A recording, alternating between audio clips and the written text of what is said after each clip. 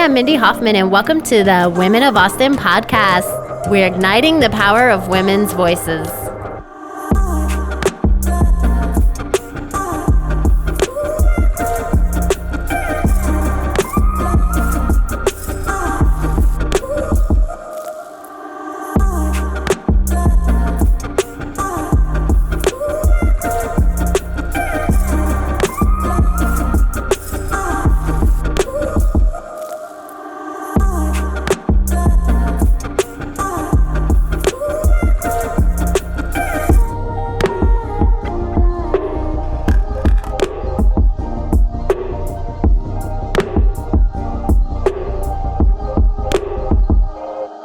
Welcome to the Women of Austin podcast. I'm your host, Mindy Hofman, and today I have three wonderful, incredible women that I'm so excited for you to meet.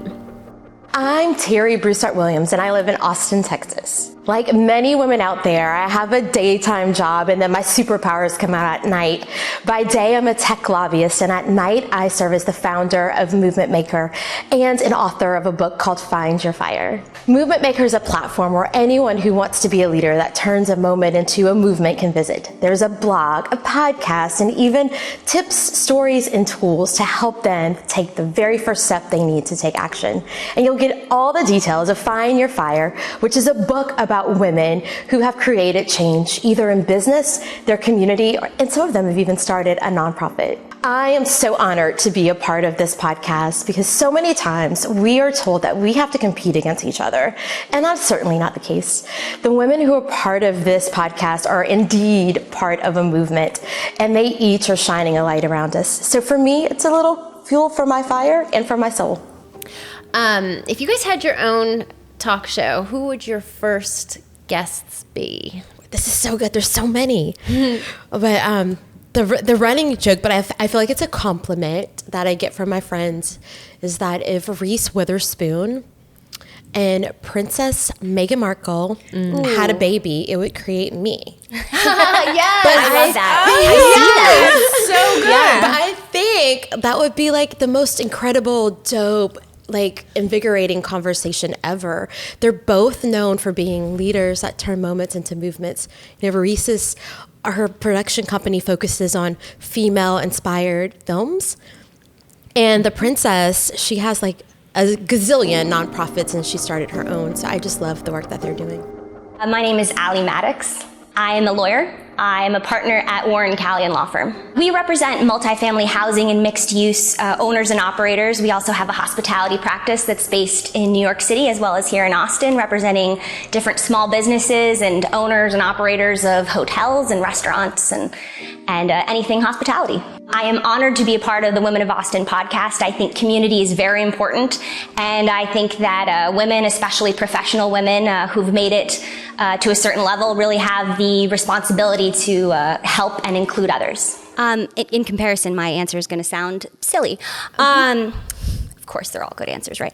Glennon Doyle, actually. Do you know Glennon Doyle? Oh, She yeah. does We Can Do Hard Things. I feel like I know her already because I listened to her podcast, but she is so inspirational. I love her social media presence. I love what she stands for, and I think that we could have a really dope conversation, you know? And she's another woman that you know, she's not Sandra Sotomayor. Obviously, that was my second answer, was she's Supreme Court Justice, but Glennon Doyle was my first.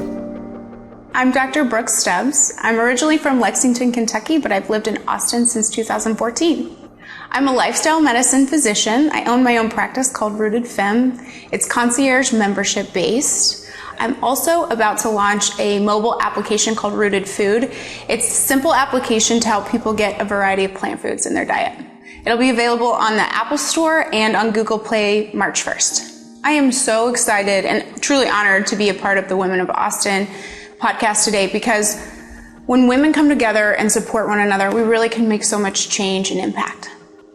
I always struggle with this because it's also like a dinner conversation, like who would you have dinner with or whatever, and I'm yeah, but like my favorite people are my mom and my dad, so I think I would pick them. Sweet. But talk show hosts, I have to like draw an audience. So I don't know. I'm really into right now, like a lot of the spiritual world. I would love to have Abraham Hicks Do you guys know anything about Abraham No, Hicks? but I'm gonna follow. Yeah. Okay, so she has a podcast, but her name is Esther Hicks, and she refers to like her spiritual guides that come through her as Abraham Hicks. It's pretty woo-woo. If you're into that, you should definitely listen. I like some woo-woo. Yeah, she talks a lot about the law of attraction and how to get in a vibrational mode to achieve or manifest the things that you want in life. I don't know how I don't know about that. Yeah, I know. It sounds I'm right very up my much into alley. that. Yeah. I think it's pretty obvious who mine would be. Britney Spears. Just kidding. Obviously, yes. She's from Louisiana. That's Brittany, bitch. She's my homegirl. Let's talk about imposter syndrome. I'm seeing it everywhere. People are talking about it, but like, what is it really and how is it affecting us? So I went and looked it up. According to Oxford Languages, imposter syndrome is the persistent inability to believe that one's success is deserved or has been legitimately achieved as a result of one's own effort or skills. So I want to hear. I wanted to do this Guilty. to that. Yeah. All right. Yeah. Well, Allie, you're a partner already in your law firm, or should I not have even said already? But like you're young, and Right. That's not common. Right. Well, so, the idea is that the law firm that we have is just the law firm that we create, right? So, we're a women minority-owned law firm. My partner, Harry Callion, he is Indian. And we just, he never was in the traditional law firm. He started his own law firm out of a bar in New York City. So it's, he didn't even realize, I guess, that there was this paradigm that everyone fits into law firms, and there's a hierarchy, and there's a guy on the top, and there's, I think because of that, it was good for us to set an example, because he didn't even realize how hard it had been for everyone else coming up, So I think that, a lot of being a partner at a law firm is, bossing people around, but it also means having a stake in the thing you're building. And I think it's so important, because before it didn't matter as much. I would work really hard at a law firm, and all of it would help to make my boss rich and help to make my clients happy. And I would pour everything I had into it, and it just didn't benefit me as much, and so it's interesting and exciting to have a part in something that you're growing with others, that you are actually, in a position, a partner position, which is coveted, as attorneys, being a partner at a law firm sounds, but it is that important. And I don't take it lightly, but it is something that it doesn't need to be a 7-year track, or, you don't have to put in a certain amount of things. Sometimes it's about being in the right place and the right time, but it's also about all the hard work that I've put into my career thus far. My legal career is extensive, even though I wasn't an attorney the whole time. I went to law school at night. There are certain things that I did to position myself to be where I am, but, it's I'm sorry, that was a very long answer to your question. No, but but I as feel you're like talking, I'm just so impressed, and I think that I know I just cut you off, but and in terms of imposter syndrome, if you think about the law firm, the big conglomerate you were part of, it pays them for you to feel like an imposter. Oh, right, Absolutely. like It's the structure. yeah, and the For all structure three of of our medicine was the professions. same way. It's like, I remember the first time I was like, oh wait, I actually can do this.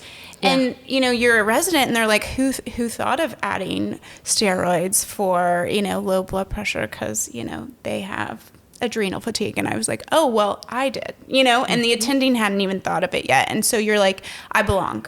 I actually belong, and I can do this. And then you remember the next time you catch a PE and save a life, and you see, you've started the medicines, and so you actually retain the knowledge, and you're like, wait, I am a doctor. I am doing this. And I think most of my career, I'm like, didn't think I was worthy. well, there's no secret sauce. It's like you keep waiting for this thing that's going to come to light, and however many years you're practicing medicine or law, or, and you just think you're going to get there eventually, and somehow it'll reveal itself. But it turns out that's why they call it practice and practicing medicine. You're already there. The journey is it. Yeah. So lobbying is my second career. I started off at 16 working in a television newsroom and made my way to a political campaign, and we lost. And then I had to find a job.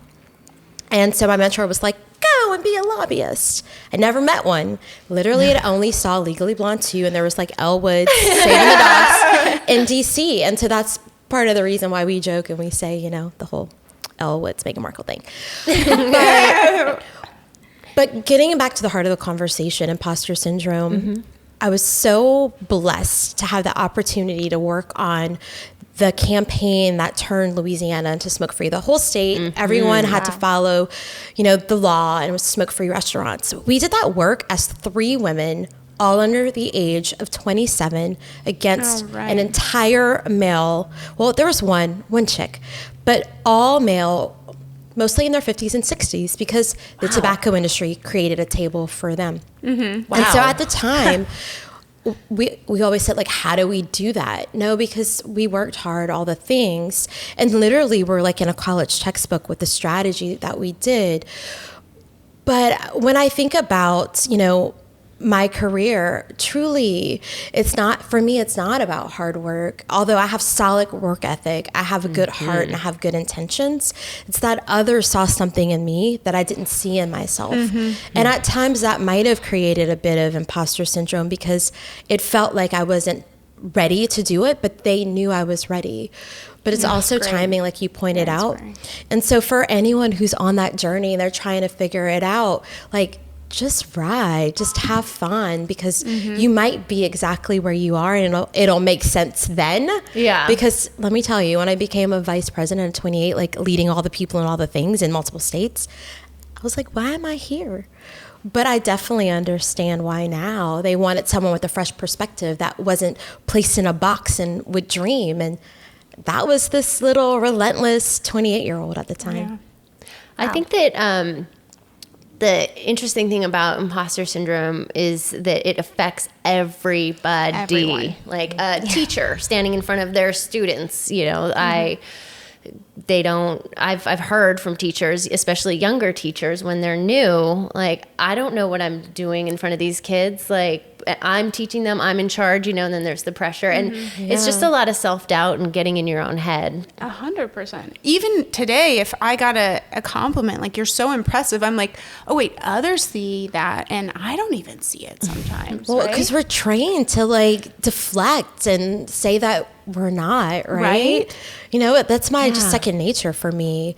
So it's like, how do we break that whole system and just allow people to, one, be themselves, like we've talked about, and two, understand that you're going to learn. Failure is part of it. Yeah. Like, let's turn things into failure festivals where we celebrate how we became more innovative, how we became more generative, and how things were better because we failed, instead of us feeling like we're not meant for this moment.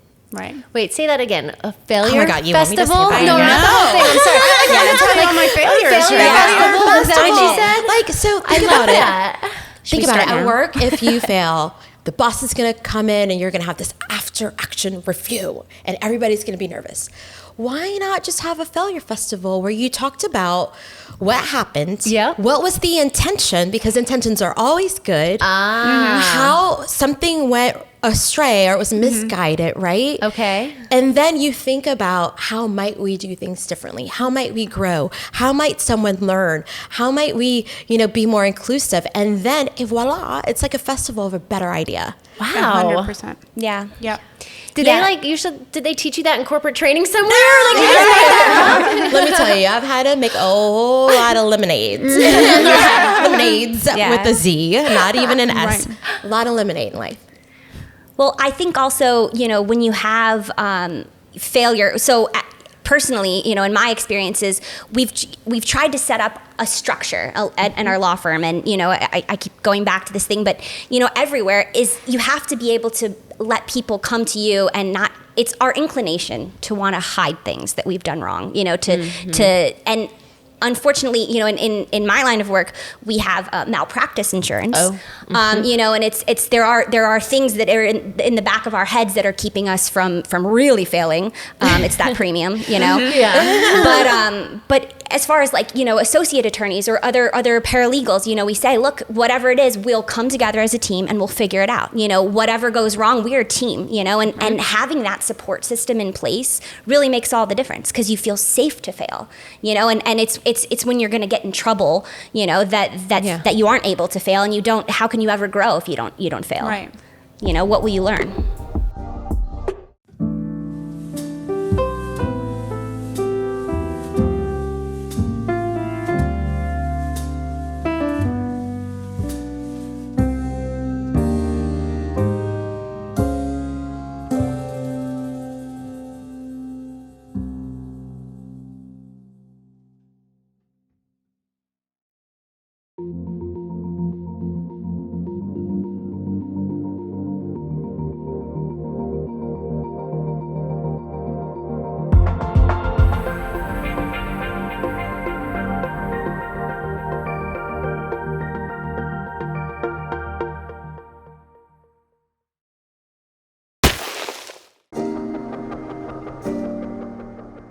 Hi, my name is Mindy Hofman, and I'm from Los Angeles, California. I'm the founder of Women of Austin, and we have our show, obviously, and we're putting a book together and coming up with some great community events. It was important to me to be able to share the stories of women in the community, and I wanted to get them out as quickly as possible and in front of as many people as possible, because everything that I was hearing and learning from these women when I was meeting with them was so important and so touching and moving. I felt compelled to get everyone together and in front of the camera so we can share it with as many people as possible. I'd like people to know that we are inclusive. Everybody's invited, everybody's welcome. We're doing monthly events, and we're just really focusing on getting women together where we can all be ourselves and be vulnerable. And I'm hoping to have conversations where we can tell stories of times when we were vulnerable and how we were able to come out of it. It's important to me that we show that we're not all perfect, because often it's easy to show up Instagram ready and yes, hair and makeup done. But I think that it's important that we show who we really are. And I really want to focus on collaboration, community, and connection. I know that together we can make really important things happen, and we can make our lives better, and we can make the lives of those around us better. I don't know if you guys have heard this quote, but let me know if you know who said it. I've written 11 books, but each time I think, they're going to find out now. I've run a game on everybody, and they're going to find me out. I know it. Maya Angelou. Yes. My meditation coach gave me that just 3 weeks ago. I love that. For me to think about it. And it truly, maybe it was tied to imposter syndrome, but I've just been trying to noodle and think about the nugget that's coming. Like, what is it? And so she gave me that, as well as one of her talks where she sings. And she said that the song, sometimes it's the song beneath the words and not the words that carry you through life. Ooh. Yeah. I like that. Yeah. So for anybody who's feeling like they're an imposter out there because they didn't know that was Maya Angelou, I saw the cards, so don't feel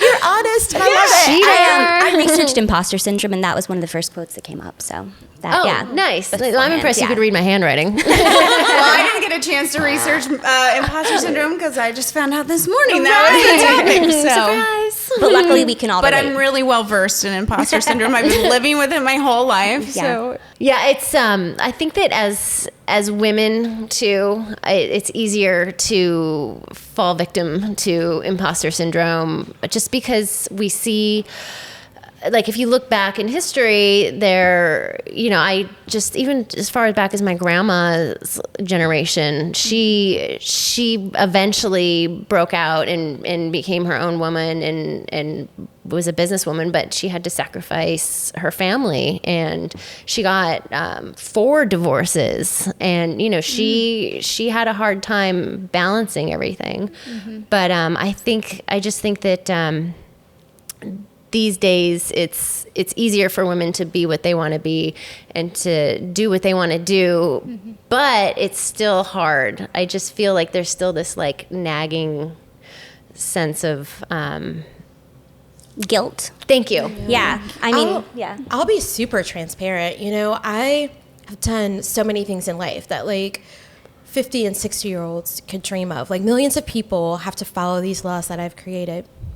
And I worked my way up to the top of an org chart and decided like, I'm going to blow up my life. I'm going to go back to school. I'm going to pivot. I'm going to go into another sector, and went from the 3rd largest lobby team in the nonprofit space, but the 9th largest in the country, to the number 1 largest nonprofit, or the number 1 largest lobby team in the world. Sometimes I even struggle thinking about it, right? Yeah. Such a big pivot. But I had to go back to the middle of the org chart. And so for the longest time, I was frustrated. Like, don't you people know what I've done? And all these awards that are on this paper.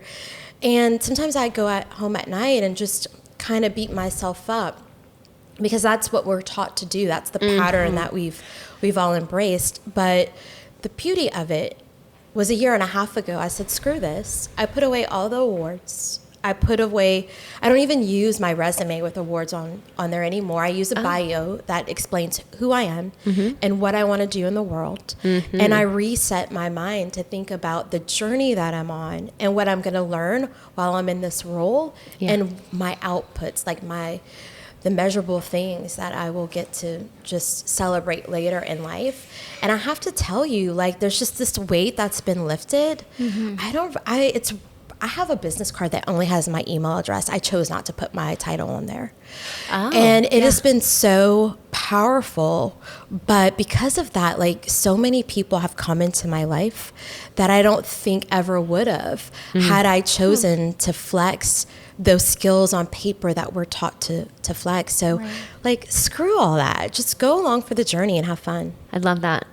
I was thinking about how I deal with imposter syndrome when it comes up, and what's been helpful for me is to stop and look back at where I was a month ago, 2 months ago, 6 months ago, 2 years ago, and that really helps me see that, wait, I earned this, you know, I did this then, I did that and that and that. I'm like, okay, yeah. And it's meant for you, right? Yeah. We have to embrace this moment as meant for us. But it's so easy to just not think about that. And, you know, that's all in the past. And I just want to look forward. But I think self-reflection is a really important part of I think something that's helped me in terms of getting over my own imposter syndrome is being an advocate for others, because people will look at me and say, how did you start your own business? How did you build your own website? How did you do this? And you're like, okay, yes, if I can explain to you how to do it, then like I brought us both along. Yes. And it gives you more entitlement or empowerment around all of the achievements you've been able to do. I co-sign that. I I truly live my life that way. And I just want to help others because someone helped me along the way. And if I don't pay that kindness forward, then I am not the person that I strive to be every day, you know? Right. Yeah. Well, I can say that Terri here is my biggest cheerleader, and I'm just so lucky to have you in my life. And there have definitely been moments where I've had hiccups, or, you know, I've run it like a big idea by you. Right here, right now. I was like, Terri, I have an idea. Okay, we're going to do this podcast and blah, blah, blah, blah, blah. You know, and then the second she was like, yes, you got to do that. I was like, absolutely. Yeah, you know what? Yeah. And then And you're rocking it. Look that at helped you. bring even the paper, It's like you know. lights and cameras and like microphones. Like, It's like action. Yes. And congratulations, by the way. Thank you. Thank you. Actually, I guess this is a good time to wrap it up. I don't want to. But thank you guys so much for coming, and I would love to have all of you back. There's definitely more to talk about, and this was just really, really special for me. So thank you so much. Oh my gosh, Thank you for having us. snuck in a little Britney Spears. And you just gave us an invitation back. I feel like we need a Hit Me Baby one more time. Yeah. Can we edit that in? I love it. Thanks so much for joining us today on the Women of Austin podcast. A new episode premieres twice a month right here on the Women of Austin channel. Make sure to subscribe and hit that notifications bell so you never miss an episode. Make sure to follow us on Instagram at women_of_Austin. My name is Mindy Hofman. I hope you'll join us for our next episode of the Women of Austin podcast.